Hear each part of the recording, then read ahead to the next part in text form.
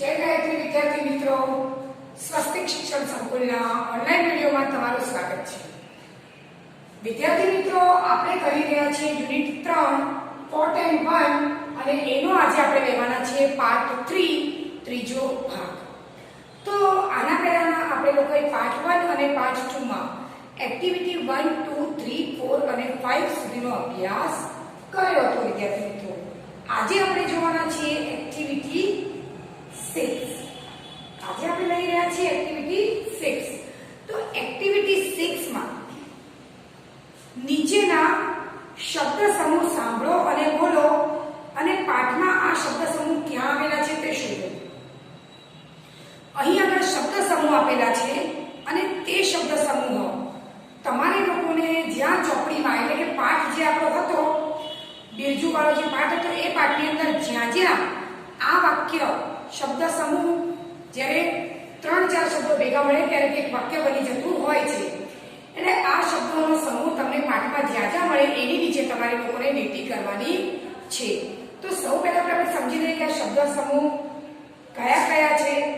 પહેલો છે have a plan. Have a plan એટલે કે હેવ અ પ્લાન એટલે કે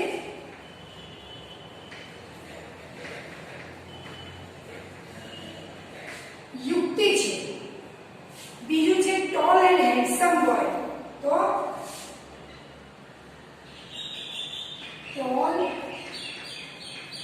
and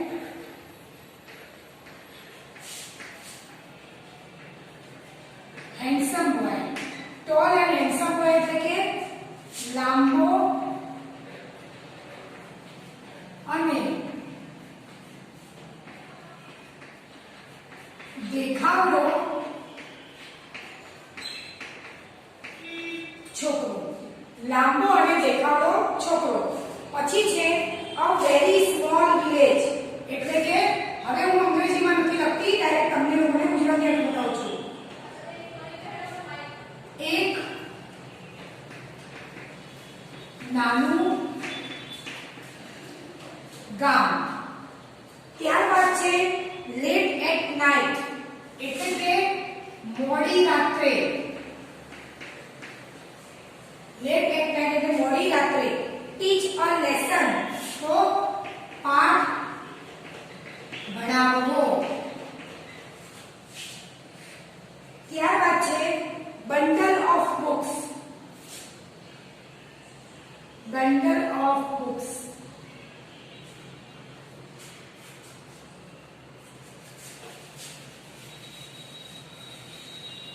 tall and handsome boy એટલે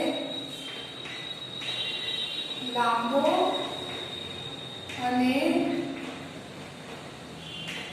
દેખાવડો છોકરો। ત્યારબાદ પાઠ ભણાવવો। એના પછી છે બંડલ ઓફ બુક્સ એટલે કે નોટોનું બંડલ।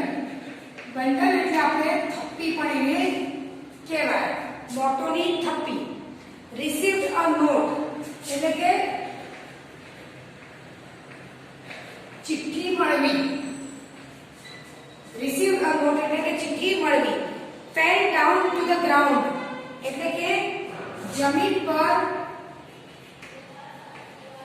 નીચે પડવું। જમીન પર નીચે પડ્યું। Was afraid of.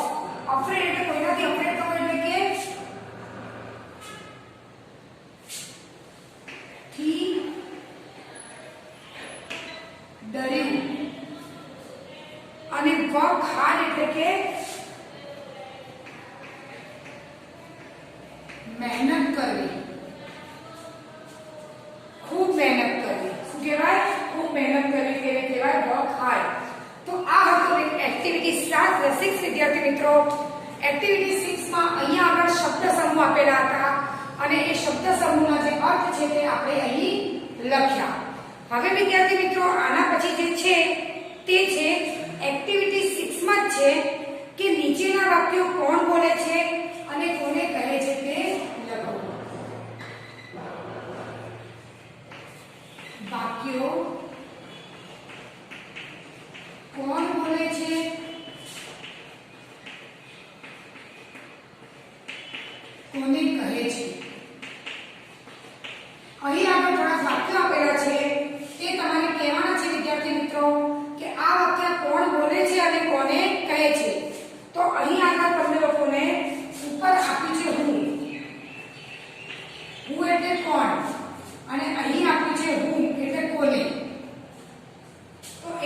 પહેલું જે છે તે વાક્યો તમારી સામે છે પ્રશ્નની અંદર, તો આપણે એના જવાબ લખીશું. પહેલું છે કીપ યોર ઓર્નામેન્ટ્સ રેડી, તમારા ઘરેણા તૈયાર રાખજો. તો આ કોણ બોલે છે? ડકેન્સ બોલે છે. અને ડકેન્સ કોને કહે છે? સરપંચને ચિઠ્ઠી દ્વારા કહે છે. બીજું Birju the brave, Birju the brave આ કોણ કહે છે? તો આ આમ તો ગામ લોકો નથી કહેતા, પણ જ્યારે બિરજુ એક બહુ જ મોટું સાહસભર્યું કામ કરે છે, ડાકુઓને પકડાવે છે, ત્યારે જેણે આ વાર્તા લખી છે તે લેખક કહે છે કે હવે બિરજુ બીકણ નથી રહ્યો, હવે બિરજુ બ્રેવ એટલે કે બહાદુર બની ગયો છે. તો આપણે લખીશું રાઇટર, અને એ કોને કહે છે? બિરજુને. કોને કહે છે? બિરજુને.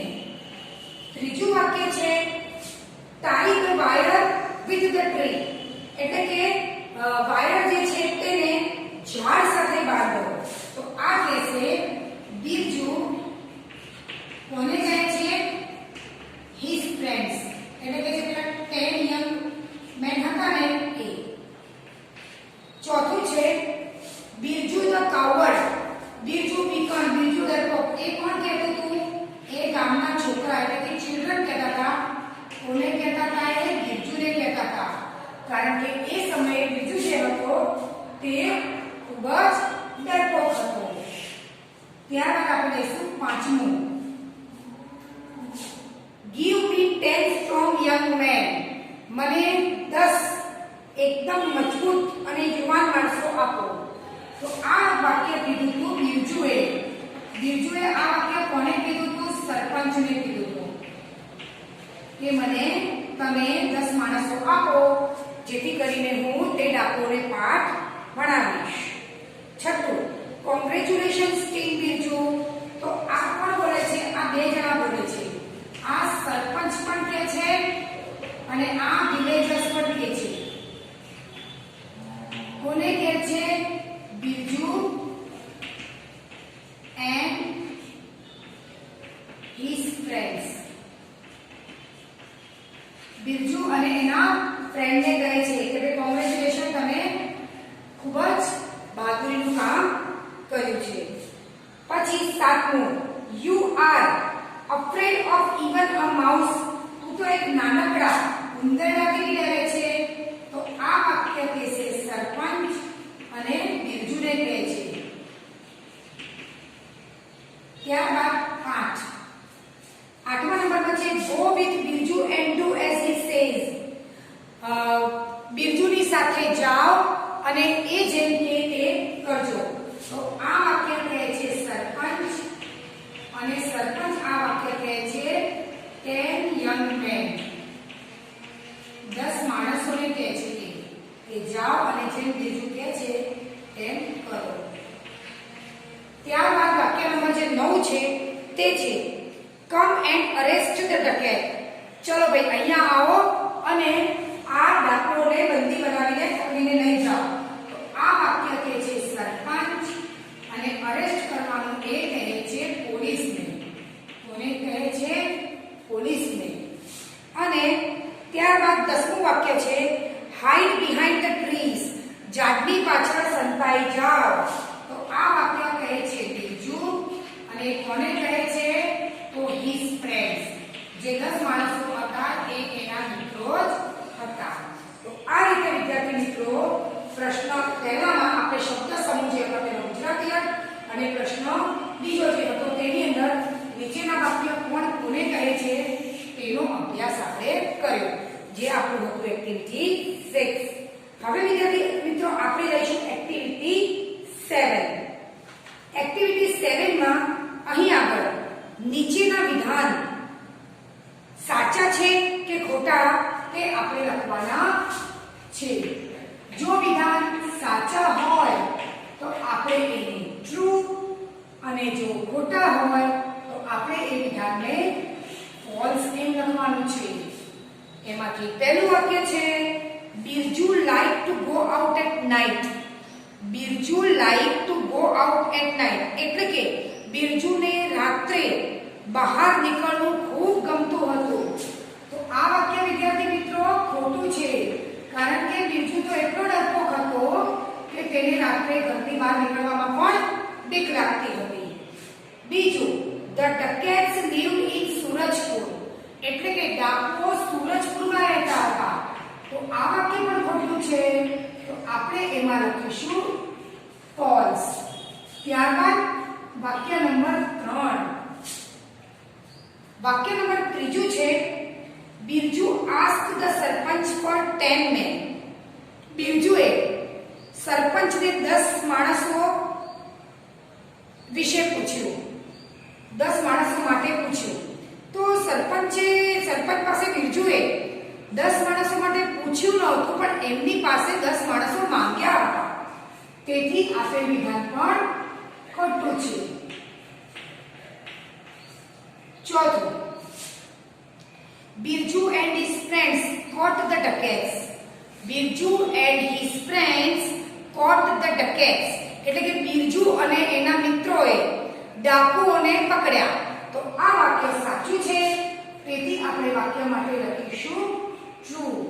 અને જે પાંચમું એટલે કે એક્ટિવિટી 7 નું છેલ્લું વાક્ય છે the police congratulated Birju and his friend. The police congratulated Birju and his friends. એટલે કે પોલીસે બિરજુ અને તેના મિત્રોને અભિનંદન આપ્યા. પણ ના વિદ્યાર્થી મિત્રો, પોલીસે તો ફક્ત ડાકુને પકડીને લઈ ગયા, પણ બિરજુ અને તેના મિત્રોને અભિનંદન કોણે આપ્યા હતા? સરપંચ અને ગ્રામવાસીઓએ, એટલે કે ત્યાંના લોકોએ, એટલે કે ગામ લોકોએ. તો આ વાક્ય પણ આપણું ખોટું છે, તેથી લખવાનું છે અહીં ફોલ્સ. હવે વિદ્યાર્થી મિત્રો, એક્ટિવિટી 7 પછી આપણે લેવાના છે એક્ટિવિટી 8. એક્ટિવિટી 8 માં નીચે આપેલા વાક્યોને ઘટનાક્રમમાં ગોઠવવાના છે. એટલે કે આ વાર્તા જે મુજબ બની તે મુજબ તમારે વાક્યોને ઘટનાક્રમમાં ગોઠવવાના છે. તો તેના વાક્ય સૌથી પહેલા આપણે વાંચી લઈએ વિદ્યાર્થી મિત્રો. તો પહેલું વાક્ય આવશે ધ ડકેટ્સ રોડ ઓન ધ હોર્સીસ. એટલે કે ડાકુઓ ઘોડા ઉપર આવ્યા, સવારી કરીને આવ્યા. બીજું, the sarpanch said congratulation Birju. સરપંચે બિરજુને કોંગ્રેચ્યુલેશન એટલે અભિનંદન પાઠવ્યા. ત્રીજું, Birju got 10 strong young man. બિરજુને 10 મજબૂત યુવાન માણસો મળ્યા. ચોથું, the police arrested the dacoits. હવે પોલીસ જે હતું તેને ડકેટને અરેસ્ટ કર્યા, ડાકુઓને. પાંચમું, Birju and his friends tied the dacoits to the trees. Birju અને એના મિત્રોએ જે ડકેટ હતા તે લોકોને ઝાડ સાથે વાયરથી બાંધ્યા. છઠ્ઠું, the dacoits sent the note to the sarpanch. Dacoit જે છે તેમણે સરપંચને એક નોટ મોકલી હતી. અને સાતમું છે the sarpanch said how will you teach them a lesson. તો આ રીતે આ વાક્યો છે. જો ઘટનાક્રમમાં ગોઠવવાની વાત આવે તો વિદ્યાર્થી મિત્રો તમારે આમાં ઘટનાક્રમમાં જ તમારે લોકોને ગોઠવવાના છે. તો હું અહીં આગળ પહેલા આ લખું છું વાક્ય. પહેલું, બીજું, ત્રીજું, ચોથું, પાંચમું, છઠ્ઠું અને સાતમું.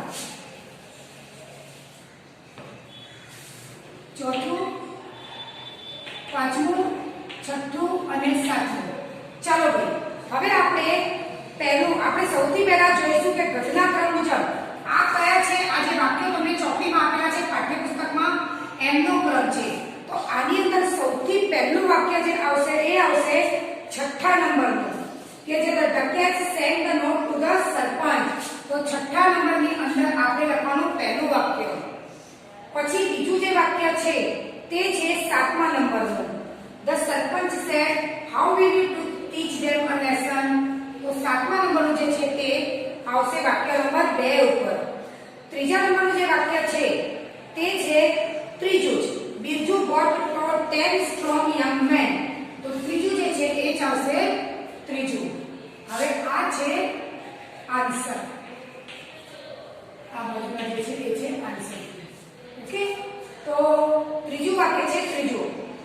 ચોથું જે છે તે છે કે ધ ડકેટ્સ રોડ ઓન હોર્સીસ. ડાકુઓ જે હતા એ ઘોડા ઉપર બેસીને આવ્યા હતા. તો એ આવશે નંબર 1 ઉપર, જે પહેલા નંબરનું વાક્ય છે તે આવશે નંબર 4 ઉપર, પછી નંબર 5 ઉપર આવશે નંબર 5 વાળું છે.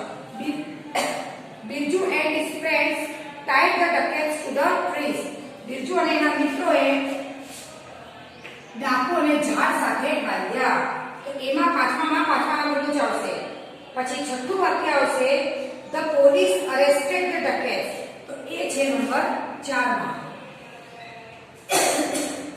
અને નંબર 7 છે બીજું વાક્ય the sarpanch said congratulations Birju.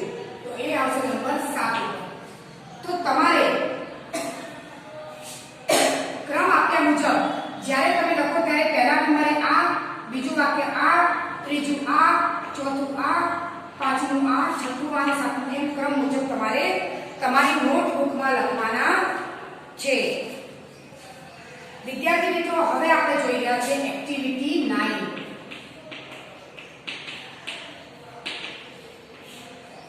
Activity 9 માં આપણે જોઈ શકીએ છીએ કે એક્ટિવિટી 9 માં આપણને લોકોને એમાં અહીં આગળ તમને લોકોને ફકરો આપેલો છે અને તે ફકરાની અંદર અમુક શબ્દો જે છે તે આપણને આછા દેખાય છે. સૌથી પહેલા તો આપણે એ પૂરા કરીએ. તો એની અંદર પહેલો જે અક્ષર છે શબ્દ જે છે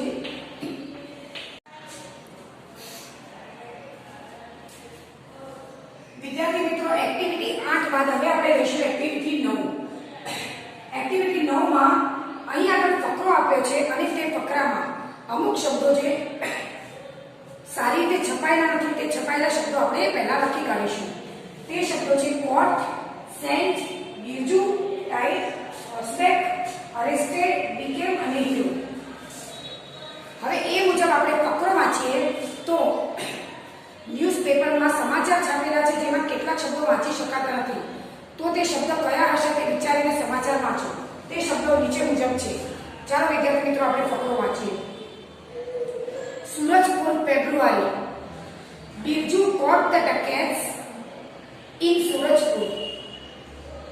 Some ducats sent a note to the village sarpanch day before yesterday. It was about the robbery. Sarpanch and villagers decided to fight with them.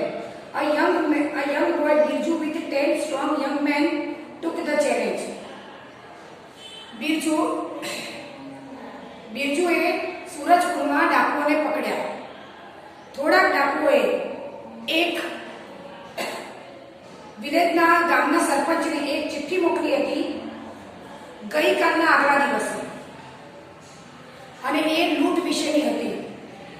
સરપંચ અને ગામના લોકોએ નક્કી કર્યું કે તેઓ આ ડાકુઓ સાથે લડશે. એક યુવાન છોકરો હતો જેનું નામ બિરજુ હતું. તેને અને તેના 10 સાથીઓએ આ ચેલેન્જને સ્વીકાર કરી. They tied wire to the trees across the road. The ducats came on horseback. They did not see the wire, so they fell on the ground. Birju and young men caught them. Police arrested the ducats. Birju became the hero of the village. હવે બિરજુ અને 10 માણસોએ આ ચેલેન્જને accept કરી કે ભાઈ અમને મંજૂર છે, અમે લોકોને પકડી પાડીશું.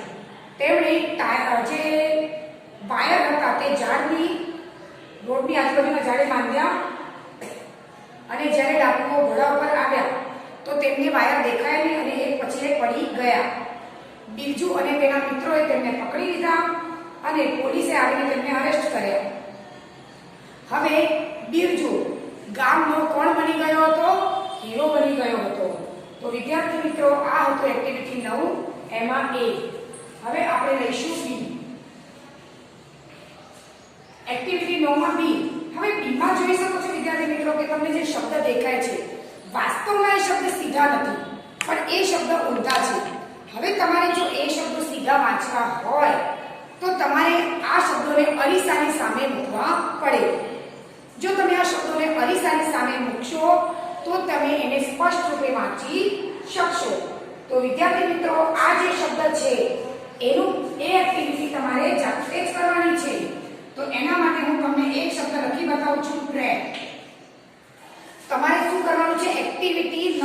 બી છે એ જાતે કરવાની છે. જેમ કે તમારી આ ચોપડી છે, આ ચોપડીને અરીસાની સામે મૂકવાની છે અને જે 1 બાય 1 જે 5 શબ્દ છે તેને લખવાના છે તમારી નોટબુકમાં. તો આ એક્ટિવિટી તમારે જાતે જ કરવી પડશે વિદ્યાર્થી મિત્રો. હવે આપણે લઈશું એક્ટિવિટી 10. એક્ટિવિટી 10 માં એક પોયમ છે એટલે કે કાવ્ય છે. એ કાવ્ય આપણે વાંચીશું. We shall all learn, we shall all learn, we shall all learn someday. Oh, deep in my heart I do believe that we shall all learn someday. We shall all learn. આપણે બધા શીખીશું. આપણે બધા શીખીશું. આપણે બધા શીખીશું. આપણે બધા એક દિવસ, કોઈક દિવસ આપણે બધા શીખીશું. અને oh deep in my heart, deep in my heart એટલે કે મારા ખરા હૃદયથી હું ચોક્કસ માનું છું કે આપણે બધા એક દિવસ જરૂર શીખીશું. We shall learn to sing, we shall learn to sing, we shall learn to sing someday. Oh, deep in my heart I do believe that we shall learn to sing someday. એટલે કે અમે ગાતા શીખીશું, અમે ગાતા શીખીશું. અમે કોઈક વાર ગાતા શીખીશું અને ખરા હૃદયથી હું ચોક્કસ માનું છું કે એક દિવસ અમે ગાતા જરૂરથી શીખીશું. તો આ હતી વાર્તા વિદ્યાર્થી મિત્રો, કવિતા. હવે એ કવિતામાં આવેલા બધા શબ્દો. લર્ન, લર્નનો અર્થ થાય છે શીખવું. ડીપ, ડીપ એટલે ઊંડું, પણ અહીં છે ડીપ ઇન માય હાર્ટ.